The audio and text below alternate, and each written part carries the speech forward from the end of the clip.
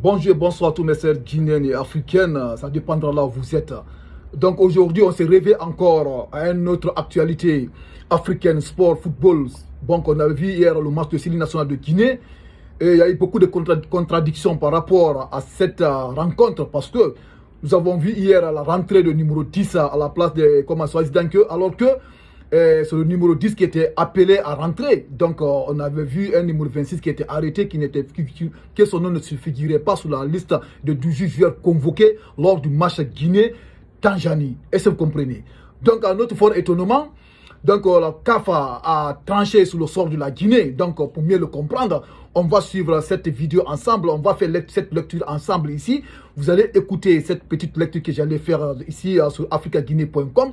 Nous allons écouter le sort de la Guinée que la CAF a décidé, tandis qu'il y a eu des recours, il y a eu des revendications au niveau de la CAF, la Fédération guinéenne de football a lancé des recours, des contestations, et vous comprenez. Donc on dit le football, le sport, on ne dit pas la politique, et vous comprenez. Donc dans cette petite vidéo, tout ce que je vous recommande, toi qui me regardes, vous mes chers abonnés, c'est pour avoir partagé cette vidéo massivement dans tous les groupes pour que tous les Guinéens africains aient accès à cette information. Et ceux qui ne sont pas abonnés, continuez à vous abonner sur Kimbo 224. Et après cette lecture, mettez dans les commentaires ce que vous en pensez vous aussi par rapport à cette décision de la CAF. C'est très très important. Donc écoutons cette lecture que je vais lire ici devant vous, cette décision de la CAF au niveau de la Guinée. Et vous comprenez. Donc écoutons ensemble.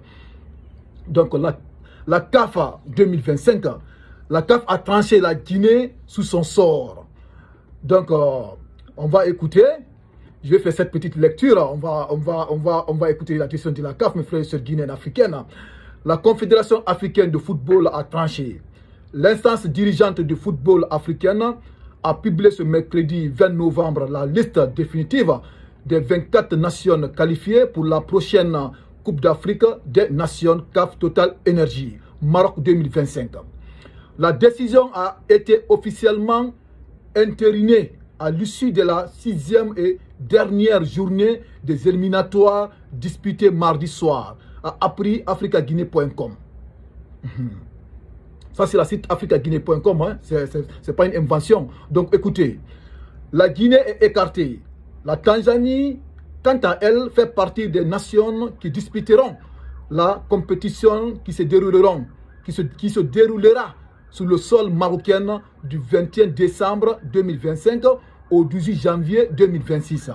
En effet, selon la CAF, les nations qualifiées pour la CAN Total Energy Maroc 2025 sont Maroc Haute, Algérie, Angola, Bénin, Botswana, Burkina Faso, Cameroun, Comores, la Côte d'Ivoire, RD Congo, Égypte, Guinée équatoriale, Gabon, Mali, Mozambique, Nigeria, Sénégal, Afrique du Sud, Soudan, Tanzanie, Tunisie, Ouganda, Zambie, Zimbabwe.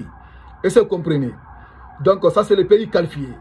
Donc, considéré comme l'une des vitrines les plus prestigieuses du football mondial, la Coupe d'Afrique des Nations 2025 promet une alchimie unique entre les grandes puissances du continent et des équipes montantes aspirant à briller sur cette chaîne légendaire, indique la CAF. Les éliminatoires ont par ailleurs mis en lumière la détermination de plusieurs habitués de la compétition, tels que l'Angola, le Burkina Faso, la Mozambique, la Tanzanie, qui se sont également qualifiés pour cette grande mesure de football africaine précieuse. La Confédération africaine de football, la publication de cette liste définitive intervient alors que des spéculations vont bon sur un possible recours que la Fédération guinéenne de football aurait introduit auprès de la CAF, demandant la disqualification de la Tanzanie pour faute administrative. Donc, mes frères et sœurs guinéennes africaines, on vient d'écouter cette lecture, raison pour laquelle je vous recommande de partager cette vidéo massivement dans tous les groupes parce que c'est très très important. On a vu ici l'incapacité, c'est-à-dire on a vu ici le complot de la CAF en disqualifiant la Guinée dans cette compétition. Parce qu'on a tous écouté ici Nous avons tous vu hier le match de l'équipe nationale de Guinée, là où il faisait un changement d'un joueur tanzanien qui portait un numéro 26, tandis que l'arbitre de tous avait montré un numéro 10 qui devait rentrer.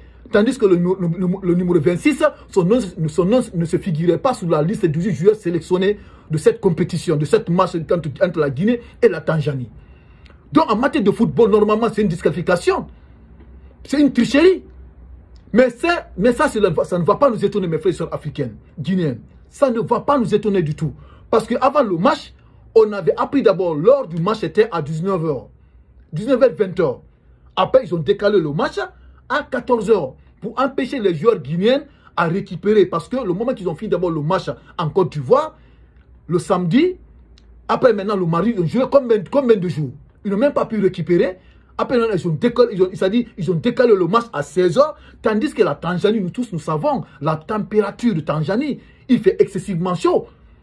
Le soleil, la température est à 35 à 40 degrés en Tanzanie. Raison pour laquelle, comme les joueurs tanzaniens, nous tous nous savons, chez les joueurs locaux qui évoluent dans leur championnat et championnat africain, ils peuvent tenir cette température, tandis que les joueurs guinéens, c'est les joueurs binationaux, même si c'est des Guinéens aussi qui jouent à l'étranger, en Europe, ils ne peuvent pas tenir à 100% cette degré de température à Tanzanie. Raison pour laquelle ils ont donné la CAF, a donné l'avantage à l'équipe tanzanienne. Est-ce que vous comprenez? Là, parce que là, ils ont argumenté, qu'est-ce qu'ils ont dit? Que les lampadaires, les éclairages publics du stade de Tanzanie sont en défaillance, sont en panne. Donc, raison pour laquelle ils ont décalé le match de 19h-20h à 14h. Tandis que pourquoi pas, ils n'ont pas ramené le match à 17h. Parce qu'à 17h, au moins, on peut comprendre la température un peu baissée. Et il peut 2 heures du temps, 17h à 18h, 19h, tu trouverais qu'il n'y a pas, c'est-à-dire au moins même si il ne faisait pas nuit, mais au moins les joueurs ils peuvent jouer. Est-ce que vous comprenez? 17h, ils peuvent jouer, ils peuvent commencer le match à 17h.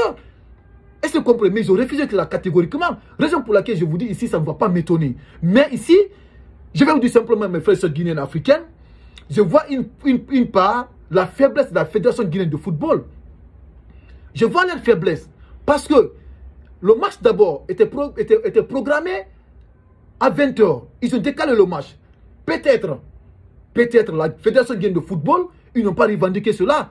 Est-ce que vous comprenez? Même s'ils ont revendiqué cela, oui, on peut dire que oui, l'argument était valable parce que là, on peut dire que oui, il y a des pannes, il peut créer des pannes. Est-ce que vous comprenez? Maintenant, vous venez faire l'expertise, maintenant, vous allumez les lumières, ça ne fonctionne pas parce que tu peux faire la technique, vous pouvez les interrompre, créer une panne. Là, on peut comprendre, oui, leur argument est valable. Est-ce que vous comprenez? Mais le problème, c'est quoi? C'est l'arbitrage. L'arbitre c'est un arbitre du Zimbabwe, si je ne me trompe pas, oui, du Zimbabwe. Un arbitre zimbabwéen qui fait partir dans leur pays limitrophe. Quelque chose qui est formellement interdit par le niveau de la CAF, de la fédération, au niveau de la CAF. C'est complètement interdit. Le commissaire de match, c'est un Kenyan. Le Kenya aussi, c'est un pays limitrophe de la Tanzanie. Comment est-ce que la Fédération guinéenne de football peut accepter cela? Il accepte que la CAF choisisse un arbitre du Zimbabwe qui fait partie du pays limitrophe de la Tanzanie et un commissaire de match qui est kenyan. Pourquoi? Pourquoi ils n'ont pas imposé un arbitre maghrébien alors?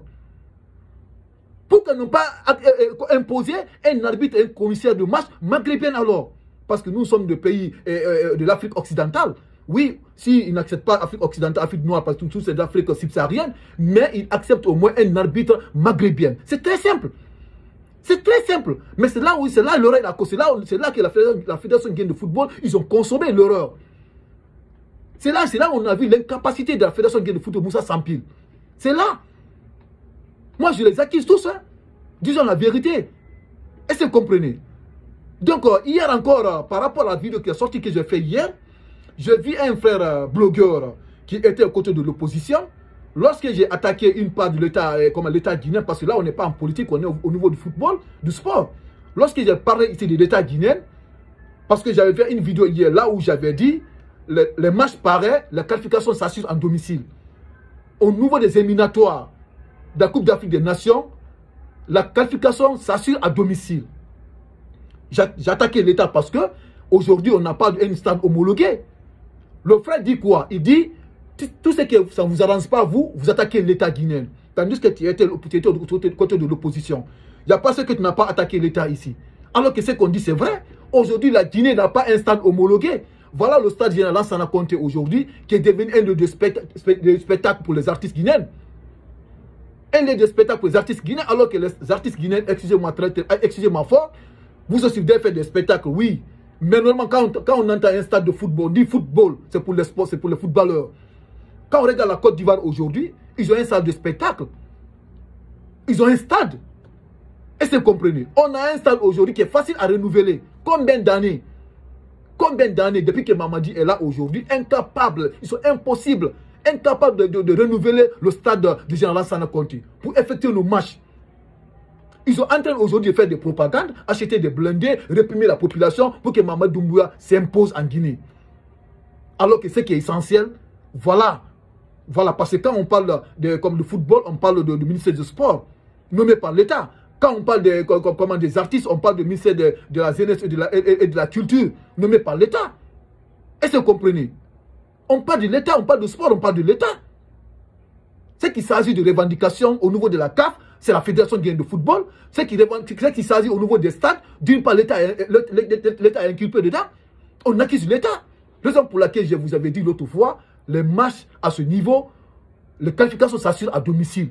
Parce que le match contre Tanzanie, on l'avait perdu en Côte d'Ivoire, match aller. Si on avait un stade à domicile, est-ce qu'on allait perdre ce match à domicile face à la Tanzanie? Point d'interrogation. En tout cas, moi, je dirais que non, on n'allait pas perdre ce match face à une petite Tanzanie. Parce que Tanzanie et la Guinée, on ne peut pas le mesurer au niveau du football. C'est une petite nation de football par rapport à la Guinée. C'est de ça qu'il s'agit. Donc, raison pour laquelle je vous dis, ici, mes frères et sœurs guinéens, cette vidéo elle est très très importante. Et elle mérite d'être partagée dans tous les groupes, mes frères et sœurs guinéennes, africaines. Donc, après cette vidéo, mettez dans les commentaires ce que vous en pensez par rapport à cette sortie, cette décision de la CAF. Et ceux qui ne sont pas abonnés sur Kimbo 224, continuez à vous abonner pour ne pas rater les prochaines actualités sur votre page. Donc, merci et les actualités continuent.